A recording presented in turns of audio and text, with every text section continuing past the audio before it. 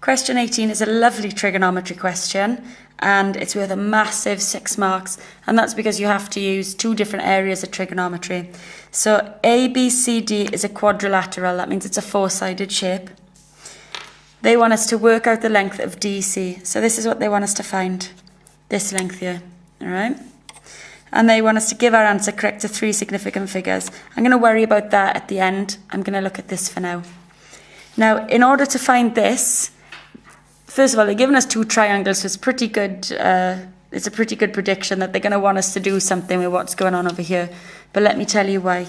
There's a couple of rules that have got to be checked off before you can decide which trig or which part of trigonometry to use. And you'll find all of the rules here. Now, you might be thinking, oh, trigonometry, I know, that's SOHCAHTOA. It's not in this case because, it's not in this case because there are no right angles anywhere. You can only use SOHCAHTOA in a right angle triangle. So we have to use one of these. Now, by looking at what we've got here, we've got 2 angles. I want to find one side, and then I've got no other information. So let's have a look which of these rules involves 2 angles and 1 side.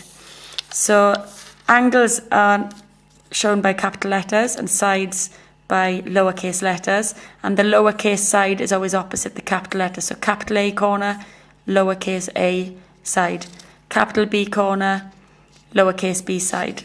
So there's the sine rule, and that involves pairs of sides and corners. So you have to have an angle and a side, and an angle and a side. So that's what has to be in use. I haven't got that here. I've got 2 angles, but only 1 side. So that's no good to us. Then there's the cosine rule, which needs to find a length. So you have the other 2 lengths, and then the angle opposite the length you're trying to find. So you have 2 lengths. No, straight away I can't use that. Then the third one is for the area of a triangle. Well, it's not asking us for the area, so I don't need that one. So I can't use either of these on that triangle as it is. So let's have a look at this one. All right, so on this one, I've got 2 sides and an angle. And I would quite like to find this side.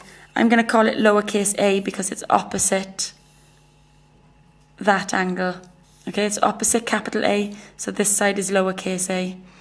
Now, are there any rules on that formula sheet that has 2 sides given? You have to find a side, and you've got the angle opposite that side.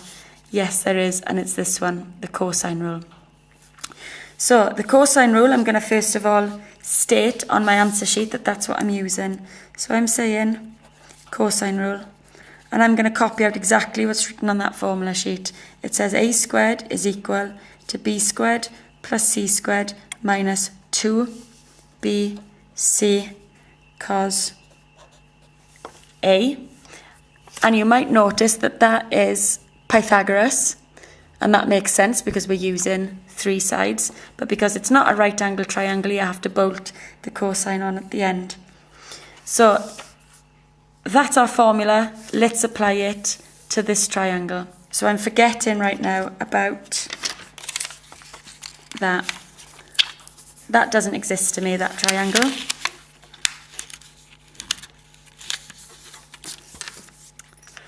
All right. So what am I trying to find? That side. So I'm trying to find that side. So that means the angle I'm going to need to use at the end, which is here, is the angle opposite it. All right. So that's my angle. Now, which of these sides are A and B really doesn't matter. The only thing that matters is that you've got the correct angle with the correct side. So I want to find A squared. And I know that A squared is equal to the square of the other 2 sides, the square of that and the square of that added together.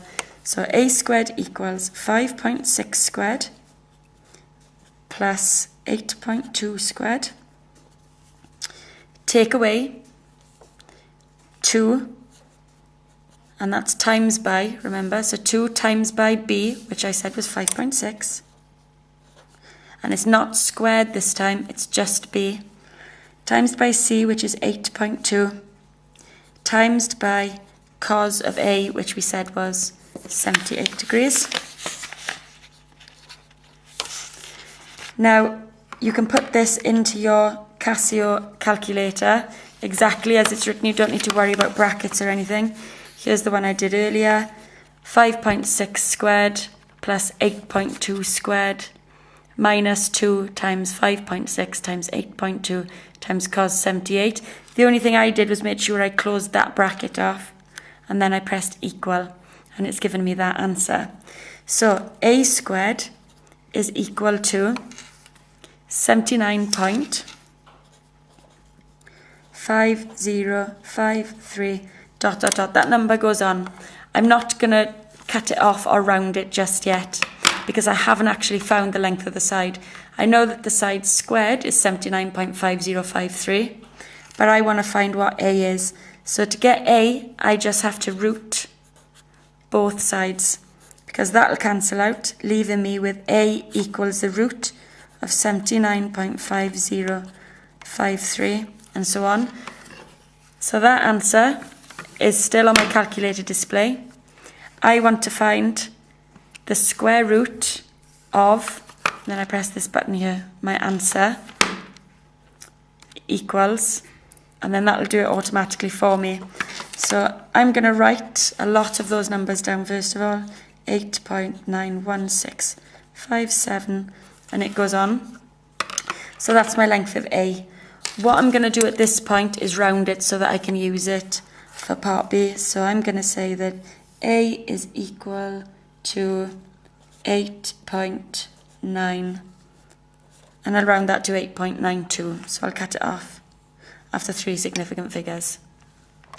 At this point, I've gained 3 marks. I've gained 1 mark for showing that it's the cosine rule I'm using and for putting the numbers in correctly. I get a second mark for showing that I need to root whatever number comes out at me, and I get an A mark for correctly finding the length of that side, which is going to be 8.92. So that there is 8.92. Now for this triangle. Now we found out what that length is, I can forget about this triangle and just look at what I'm working with here. So I know that side, which is 8.92. I want to find that side, and I've got a corresponding angle, so I've got an angle opposite the side I need to find, and I've got a pair that are already done. So looking at the formula sheet or knowing the rules as I know them, I know that I need to use now the sine rule. And the sine rule says that A over sine A is equal to B over sine B, which is equal to C over sine C. Now you don't need to use all 3 of them. All it's saying is that whenever you've got a side and the angle that's opposite it, that when you divide them by each other, it's equal to any of the other sides divided by the sine of its angle. So I'm only going to use 2 of them. It doesn't matter if it's A or B as long as the pairs are together. So the first one I'm going to write is the one that I know the pairing of. So I know that that is 8.92, and it goes with the angle of 80.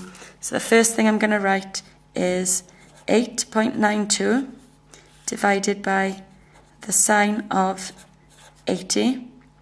And I know that that is equal to the length I want to find, which I've called x.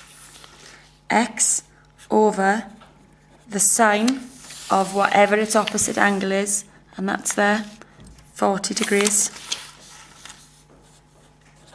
So I've got 8.92 divided by sine of 80 is equal to x over the sine of 40. Now I just need to solve this to find x. So I'll do this in green pen. What's stopping x being on its own is this divided by sine 40. The opposite of dividing by sine 40 is by multiplying by sine 40 on both sides. So I'm going to put into my calculator now. So I'm going to put into my calculator the 8.92. Let me show you how this is done. 8.92 divided by the sine of 80, and I'm going to make sure I close that bracket off, equals. So I'm not going to do anything with that answer, that's just on the screen, and that's what that part is equal to. So now I need to multiply it, so I'm going to press multiply by sine 40. So sine 40, close the bracket off, equals. So there you go, that's my answer. It's, I'm doing it right, 5.8221, and that goes on and on and on. So that's equal to x. Now I'm going to look at how accurate they wanted the answer. They wanted it to 3 significant figures. So 1, 2, that's my third significant figure. That's where I cut it off. Does 2 have an effect on that? No, it doesn't. So my answer is x equals 5.82 centimetres. Now, with regards to how marks are allocated, you get 1 mark here for correctly identifying that you need to use the sine rule. You get the second mark for showing that you needed to multiply both sides by sine of 40 in order to find x, and then you get the final mark for getting the answer correct. And remember, this paper is actually out of 80 marks, so your score is going to be out of 80.